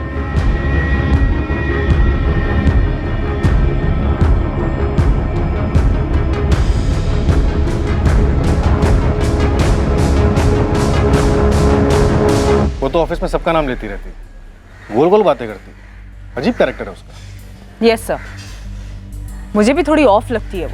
राजीव दुबे, अगर राजीव दुबे ने ये औरतों वाली बात का खुलासा शुरुआत में किया होता तो हमारी थ्योरी क्या बनती? हम विवेक शर्मा के कॉल रिकॉर्ड्स में से औरतों की लिस्ट बनाते, उनकी छटनी करते, और फिर खबरियों के जरिए पता चलता कि विवेक के ऊपर इतना गुस्सा किसे था। लेकिन सर विवेक के फोन रिकॉर्ड में हमें ऐसा कुछ भी नहीं मिला है। शायद वो फोन पर रोमांस ना करता, फेस टू फेस करता, और फेस टू फेस सबसे ज्यादा वो ऑफिस में होता था। गीता ने कबूल किया है कि 3 साल पहले उसका विवेक के साथ अफेयर था, लेकिन ये बात राजीव और निधि को नहीं पता। रागिनी ने किसी अफेयर से इनकार किया, लेकिन काजल का नाम लिया। तो काजल हो सकती है? अगर है तो फिर काफी शातिर दिमाग की, इतनी शातिर कि विवेक को फंसाकर उसकी मौत के मुंह तक ले गए। सर मेरी काजल पे ये इन्फॉर्मेशन है कि वो यहाँ अकेली रहती है। ओरिजिनली वो जबलपुर से है और उसका कोई बॉयफ्रेंड नहीं है। सिम कार्ड खरीदा गया हबीबगंज से, और विवेक की कार लवारिस मिली हबीबगंज, तो हो सकता है कातिल का कोई कनेक्शन हबीबगंज से हो। वैसे इस रागिनी ने इंट्रोगेशन के दौरान एकदम से मुकेश चंद का नाम लिया। तो हबीबगंज में रहने वाले मुकेश चंद के किसी करीबी ने चुपके से मुकेश चंद के डॉक्यूमेंट्स को एक्सेस किया, फर्जी सिम कार्ड खरीदा जो ऑपरेशन में इस्तेमाल हुआ। तो मुकेश चंद का कोई करीबी इस कातिल की साजिश का हिस्सा हो सकता है, या शायद खुद कातिल। और इस मुकेश चंद की जानकारी में थी इस केस को खोलने की चाबी। जरूरी डॉक्यूमेंट्स की फोटोकॉपीज हम अक्सर मिटाते नहीं हैं, जबकि उनका गलत इस्तेमाल होने का खतरा बना रहता है। अक्सर हमें पता तक नहीं होता कि हमारे सर्कल में वो कौन बंदा या बंदी है जिसने हमारी आइडेंटिटी डॉक्यूमेंट्स की कॉपी ली किसी काम से और किसी और ही जगह इस्तेमाल की। फिर से कह रहा हूं, मुझे नहीं मालूम मेरे कागजात का किसने गलत इस्तेमाल किया है। मुकेश चंद कुछ तो याद करो, तुमने अपने कागजात कहाँ दिए थे, किसे दिए थे? राजीव दुबे, इसे जानते हो? नहीं। संजय शर्मा? नहीं। निधि शर्मा? नहीं। रागिनी, काजल, गीता, इनमें से किसी को? नहीं सर, मैं इन लोगों को नहीं जानता, किसी को भी नहीं। आशीष? नहीं सर। मुकेश चंद, इनमें से किसी को भी नहीं जानते?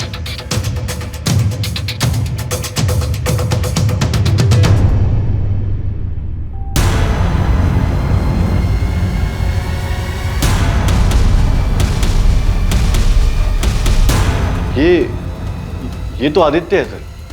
मेरा पड़ोसी है। इसने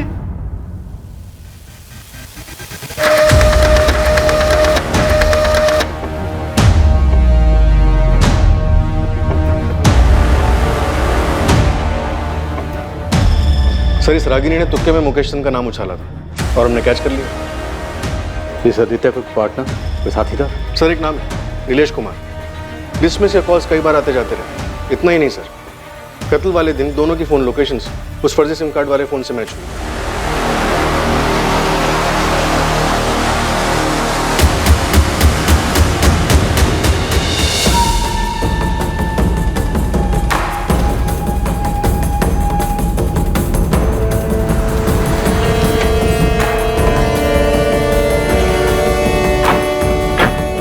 आने के लिए थैंक यू विवेक। अरे कोई नहीं।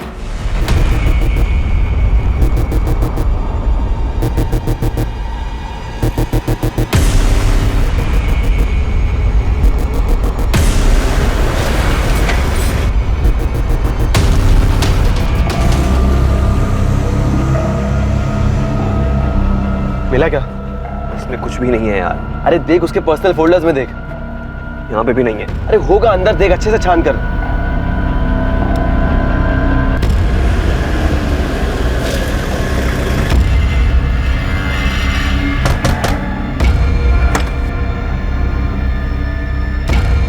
नीलेश कुमार, आदित्य तुम्हारा दोस्त है ना? जी।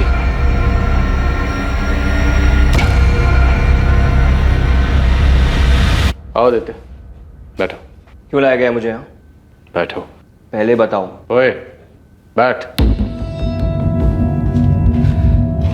अरे सर, आप पूछिए ना जो पूछना है। चल बैठ। बैठ।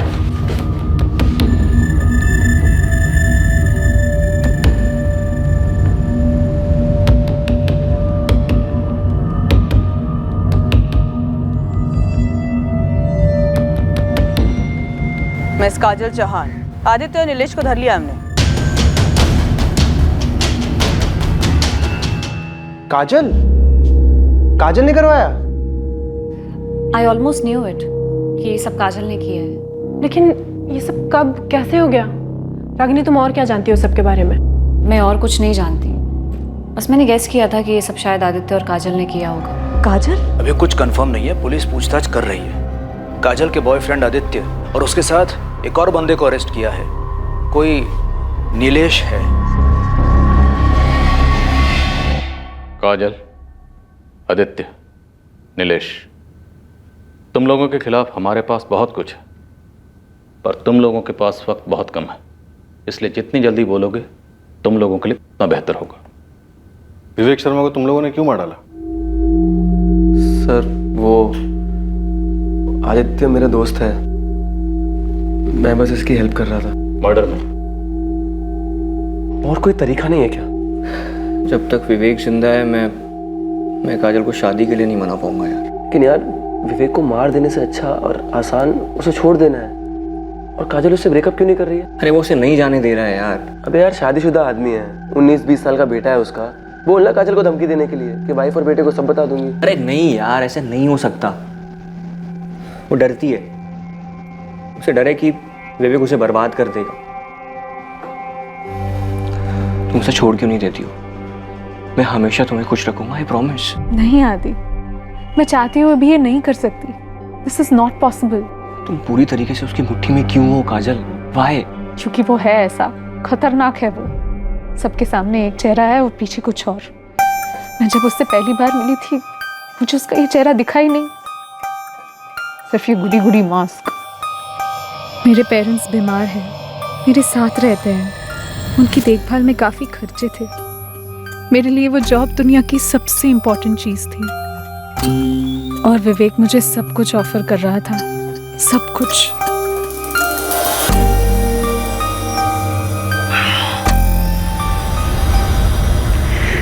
विवेक, तुम शादीशुदा हो। मेरी शादी बेमतलब की है, तुम जानती हो। 19 साल का बेटा है तुम्हारा। तो मेरी अपनी जिंदगी है, तुम्हारी भी तो है। ये सीरियस हो सकता है। होने तो किसी को पता लग सकता है। किसी को कुछ पता नहीं चलेगा, ये सब हम दोनों के बीच में ही रहेगा, प्रॉमिस।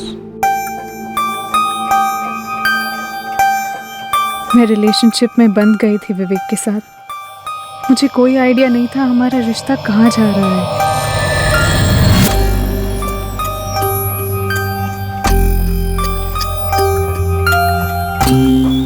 या कम इन।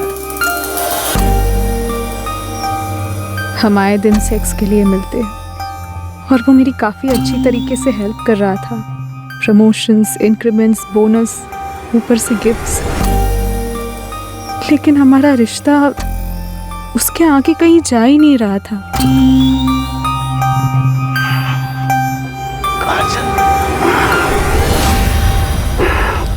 विवेक, मुझसे शादी करोगे? तुम जानती हो मैं शादीशुदा हूँ। मैं ये भी जानती हूँ कि इस बेड पर 3 साल पहले मैं नहीं, गीता हुआ करती थी। इस रिश्ते के बनने से पहले हमारी क्लियर कट बात हुई थी। मैंने कहा था सीरियस हो सकता है और तुमने कहा था होने दो। विवेक, अब मैं हूँ सीरियस तुम्हारे साथ। मैं तुम्हारे साथ पूरी लाइफ शेयर करना चाहती हूँ, सिर्फ 1 घंटे के लिए नहीं। सिर्फ ये 6 बाय 6 का बेड शेयर करना नहीं चाहती। मैं पूरा घर, पूरी जिंदगी शेयर करना चाहती हूँ। ये कभी नहीं होगा। तो आज तक इस कमरे में जो होता आया है वो भी अब कभी नहीं होगा। क्यों? कोई और है तुम्हारी लाइफ में? हो सकता है, नहीं भी हो सकता है, लेकिन एक चीज क्लियर है, मैं ऐसे कंटिन्यू करना नहीं चाहती। जहां हमारे रिश्ते की बाउंड्री है 6 बाय 6 का बेड है और कुछ नहीं। कौन है वो? कौन है तुम्हारी लाइफ में? वो तुम्हें ब्लैकमेल कर रहा है और तुम उसके हाथों की कठपुतली बने जा रही हो। मैं ऑलरेडी कठपुतली हूँ आदित्य, और वो छोड़ने के लिए तैयार ही नहीं है। तुम किसी और से प्यार करने लगी हो, ब्रेकअप चाहती हो? हाँ। तुम्हें याद है वो वीडियोस जो हम बनाते थे होटल रूम में, सेक्स वाले वीडियोस? वो ब्लैकमेल, धमकी दे रहे हो मुझे विवेक? ना ना ना ना, रियलिटी। तुम मुझे छोड़कर जाने की सोचना भी मत काजल। तुम जहां भी जाओगी ना, मैं तुम्हें ढूंढ निकालूंगा और बर्बाद कर दूंगा। तुम सिर्फ मेरी हो। मैं तुम्हारी प्रॉपर्टी नहीं हूँ विवेक, और याद रखो तुम्हारी भी एक वाइफ है, एक लड़का है। अगर तुम मुझे बर्बाद कर सकते हो तो मैं भी तुम्हें बर्बाद कर सकती हूँ। बर्बाद? मुझे? तुम्हें वाकई लगता है मुझे बर्बाद किया जा सकता है? चलो बताओ कैसे किया जाएगा? अरे प्लान बताओ, कम ऑन। मैं कभी सोचती सीधे मिसेस शर्मा को मिलकर सब बता दूं, फिर सोचती नहीं कॉल करती हूँ। 1-2 बारी मुझे लगा कि मैं पुलिस में जाकर सब कुछ सच बता दूं, लेकिन ऐसा नहीं कर पाई। तुम मेरी वाइफ को बोलोगी हम दोनों के बारे में? वो एक पिद्दी सी लड़की के लिए अपनी शादी नहीं तोड़ेगी। स्मार्ट है वैसे वो। तुम अगर पुलिस के पास गई ना, मैं उन्हें खरीद लूंगा। तुम अगर पुलिस के पास गई ना, मैं उन्हें खरीद लूंगा। वो भी स्मार्ट है। अब तुम्हें स्मार्टली सोचना है कि अगर मैंने वो वीडियोस वायरल किए, मेरा चेहरा तो ब्लर होगा, तुम्हारा, सिर्फ तुम्हारा चेहरा दिखेगा करोड़ों लोगों को और दुनिया के हर कोने में। और तुम्हारा वो जो भी है ना, वो भी तो देखेगा। तुमने उसको वीडियोस बनाने ही क्यों दिए? मुझे थोड़ी पता था कि एक दिन मुझे वो ब्लैकमेल करेगा। उसके पास से वीडियोस वापस लेने का सिर्फ एक ही तरीका है, मार डालो साले को, खत्म कर दो उसे। उसके बाद हम शादी कर लेंगे, एक नए सिरे से अपनी जिंदगी शुरू करेंगे। अब बोल, उसको मारने के अलावा हम दोनों के पास और कोई चॉइस है? कोई प्लान बनाया?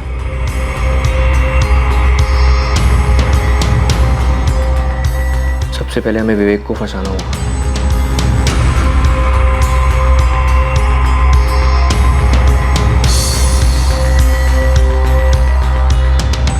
उसे एक बहुत अच्छे बिजनेस प्रपोजल के साथ ललचाना होगा और वो काम करोगे तुम। और एक बार वो पूरी तरीके से इस प्रोजेक्ट में घुस गया, मार देंगे। वो खेत जहाँ पे तुमने विवेक को दफनाया, कैसे हाथ लगा तुम्हारे? सर वो मैंने दिलवाया था। विवेक के मोबाइल पर वो वीडियोस मिले तुम लोगों को?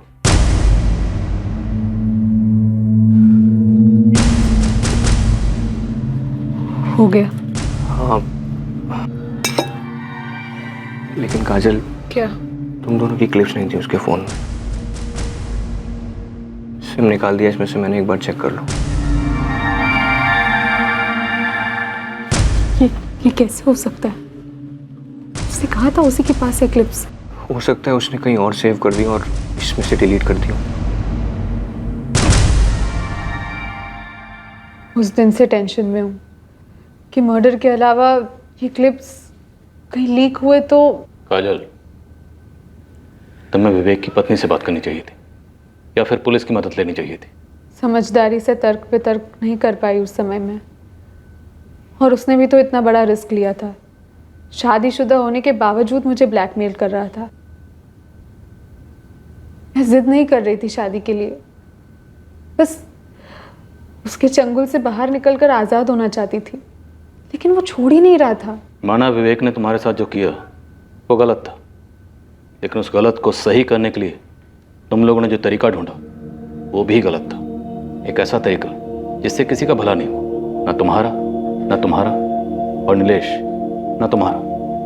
अब समझदारी से तर्क वितर्क करने का तो वक्त है नहीं। अब तुम लोगों ने जो किया है उस पर विचार करने का काफी वक्त मिलेगा।